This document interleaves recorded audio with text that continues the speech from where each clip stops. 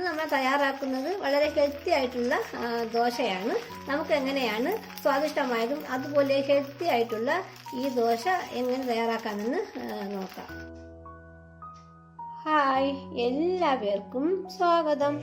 ഇന്ന് നമ്മൾ തയ്യാറാക്കുന്നത് സ്വാദിഷ്ടമായതും അതുപോലെ ഹെൽത്തി ആയിട്ടുള്ള ദോശയാണ്. നമുക്ക് എങ്ങനെയാണ് സ്വാദിഷ്ടമായ ഈ ദോശ എങ്ങനെ തയ്യാറാക്കാമെന്ന് നോക്കാം. ഇന്ന് നമ്മൾ ഓട്സ് കൊണ്ടുള്ള ദോശയാണ് തയ്യാറാക്കുന്നത്. ഈ ദോശയ്ക്ക് ആവശ്യമായിട്ടുള്ള സാധനങ്ങൾ എന്തൊക്കെയെന്ന് നോക്കാം. നമ്മളിവിടെ എടുത്തിട്ടുള്ളതും 2 കപ്പ് ഓട്സ് എടുത്തിട്ടുണ്ട്. പിന്നെ വേണ്ടത് ഒരു സവാള ചെറുതായിട്ട് അരിഞ്ഞത്, കുറച്ച് കറിവേപ്പില വേണം. വേണ്ടത് 2 പച്ചമുളകും ചെറിയൊരു കഷ്ണം ഇഞ്ചിയും വേണം. പച്ചമുളകും ഇഞ്ചിയൊക്കെ നമ്മുടെ എരിവിനനുസരിച്ചിട്ട് എടുത്താൽ മതി. ഇനി നമ്മൾ ഈ എടുത്തു വച്ചിട്ടുള്ള ഓട്സ് കുറച്ച് വെള്ളം ഒഴിച്ച് ഇത് കുതിരാനായിട്ട് ഒരു 15 മിനിറ്റ് മാറ്റി വയ്ക്കാം. എടുത്തു വച്ചിട്ടുള്ള ഓട്സ് ഈ പാത്രത്തിലേക്ക് മാറ്റാം. ഇതിലേക്ക് ഈ ഓട്സ് കുതിർന്ന് കിട്ടുന്നതിന് ആവശ്യമുള്ള വെള്ളം ഇതുപോലെ ഒഴിച്ചു കൊടുക്കാം.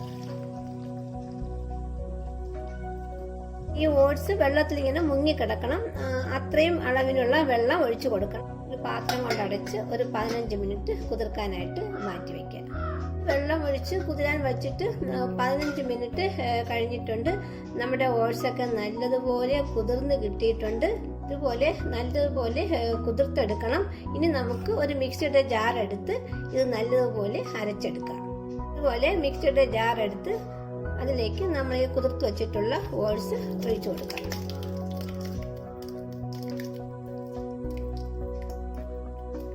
ഇതിലേക്ക് നമ്മൾ എടുത്തു വെച്ചിട്ടുള്ള പച്ചമുളകും ഇഞ്ചിയും ചേർത്ത് കൊടുക്കാം. ഇനി ഇതിലേക്ക് നമ്മൾ ചെറുതായിട്ട് അരിഞ്ഞു വെച്ചിട്ടുള്ള സവാള ചേർത്ത് കൊടുക്കാം. ഇതിലേക്ക് കുറച്ച് കറിവേപ്പില ചേർത്ത് കൊടുക്കാം. ഇനി കുറച്ച് ഉപ്പ് കൂടി ചേർത്ത് കൊടുക്കാം. ഇതെല്ലാം കൂടി ചേർത്ത് നമുക്ക് നല്ലതുപോലെ അരച്ചെടുക്കാം. സാധാരണ നമ്മൾ ദോശമാവിനൊക്കെ അരയ്ക്കുന്ന ആ ഒരു പരുവത്തിൽ വേണം അരച്ചെടുക്കാനുള്ളത്. ഇനി നമുക്കിത് അരച്ചു കൊണ്ടുവരാം.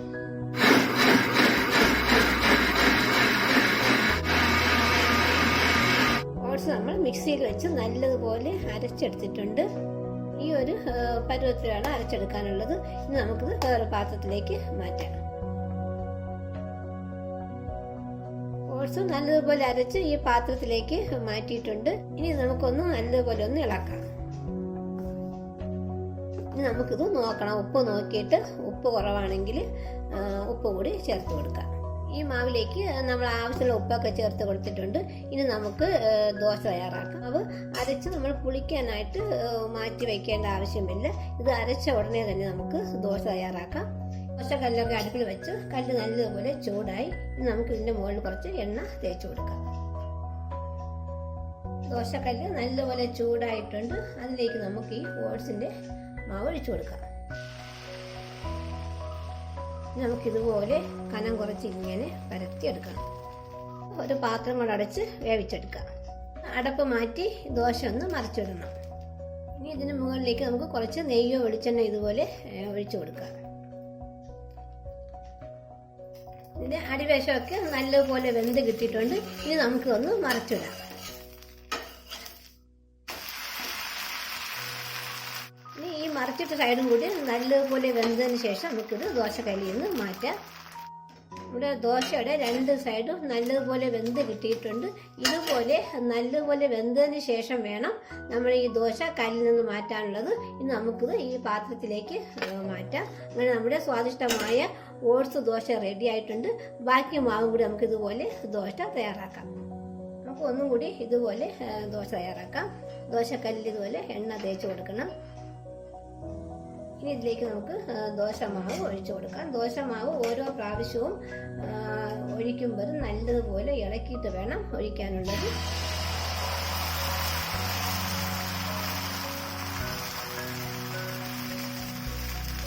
ഇതുപോലെ അടച്ച് ഒന്നുകൂടി വേവിക്കാം.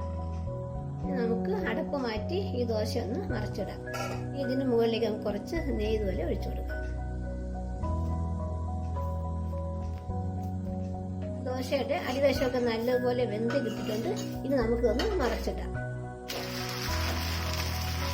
ഇതുപോലെ ബ്രൗൺ കളർ ആയതിനു ശേഷം വേണം നമ്മൾ ഈ ദോശ മറിച്ചിടാനുള്ളത്. ഓട്സിൽ ധാരാളം ഫൈബറും മിനറൽസും ഒക്കെ അടങ്ങിയിട്ടുണ്ട്. സ്ഥിരമായി നമ്മൾ ഒരു നേരമെങ്കിലും ഓട്സ് കഴിക്കുകയാണെങ്കിൽ നമ്മുടെ ശരീരത്തിലെ അമിതവണ്ണം കുറയുകയും പ്രമേഹം കുറയും, അതുപോലെ കൊളസ്ട്രോൾ ഒക്കെ കുറയാൻ സഹായിക്കുന്ന നല്ല ഒരു ധാന്യമാണ് ഈ ഓട്സ്. ഇനി നമുക്ക് ഇതിൻ്റെ അടിവശം കൂടി നല്ലതുപോലെ ഒന്ന് വേവിച്ചെടുക്കാം. ദോശയുടെ 2 സൈഡും നല്ലതുപോലെ വെന്ത് കിട്ടിയിട്ടുണ്ട്. ഇതുപോലെ ബ്രൗൺ കളർ ആവുന്നവരെ നമ്മൾ ഈ ദോശ വേവിച്ചെടുക്കണം. ഇനി നമുക്കിത് പാത്രത്തിലേക്ക് മാറ്റാം. ഓരോ പ്രാവശ്യവും ദോശ തയ്യാറാക്കുമ്പോഴും മാവ് നമ്മൾ നല്ലതുപോലെ ഇളക്കിയതിന് ശേഷം വേണം ഈ കല്ലിലേക്ക് ഒഴിക്കാനുള്ളത്. ഇതും പാത്രം കൊണ്ട് അടച്ച് വേവിച്ചെടുക്കാം. നമുക്ക് അടപ്പ് മാറ്റി ഈ ദോശ ഒന്ന് മറിച്ചിടാം. ഇതിന്റെ മുകളിൽ കുറച്ച് നെയ്യ് ഒഴിച്ച് കൊടുക്കാം.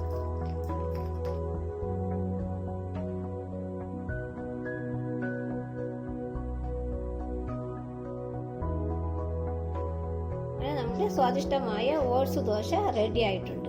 ആണ് നമ്മൾ തയ്യാറാക്കിയ സ്വാദിഷ്ടമായതും അതുപോലെ ഹെൽത്തി ആയിട്ടുള്ള ഓട്സ് ദോശ. ഓട്സിൽ ധാരാളം ഫൈബറും മിനറൽസും ഒക്കെ അടങ്ങിയിട്ടുണ്ട്.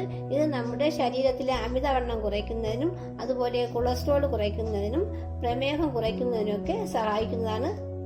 ഇതുപോലെ എല്ലാവരും ഓട്സ് കൊണ്ടുള്ള ദോശ തയ്യാറാക്കി കഴിച്ചു നോക്കുക. Thank you.